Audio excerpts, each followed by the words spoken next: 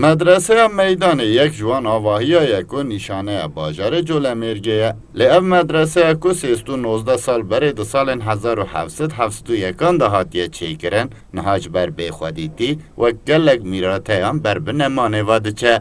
اکادمیسین زنینگه ها جولمرگه یاشار قاپلان و نویسکار واسفی آخشی حول دادن که و مدرسه بکن ناونده که گشتیاری.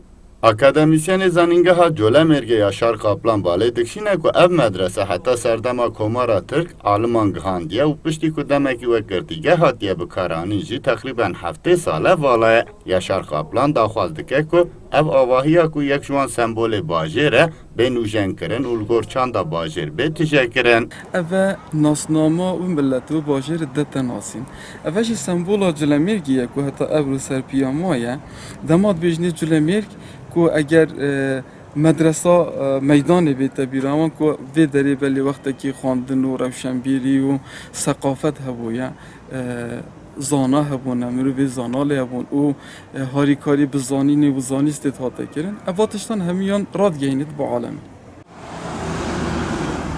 مدرسه هری داوید سال 1984 دا جالی رو بریا مفتیتی و هاتیه نوژن کرن لی داخوازی اوه کل ناو مدرسه برهم و سمبولین جواک و پیکاتین جولمرگ بیندانین و وقت جیه کی گشتیاری که باجرده در ناسین جی بیداناسین.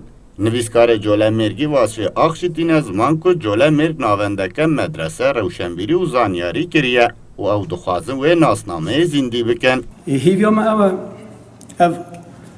مدرسه کیونار دیروکی ببیت کیونار گهک جالی زانینگه و یا جالی مدیرات چانده و وکی کیونار گهک وری به خدا نهلن و پر باش بیتن. مدرسه میدان یا جولمرگه جی چندی مدرسه یک و گلگ عالمین کرد گهانه دورا جولمرگه جی بصدان سال جالی میرکن کردان و هاتیه بره و برن که میره هری تیزانی جی پرتو بگه میره حکاریه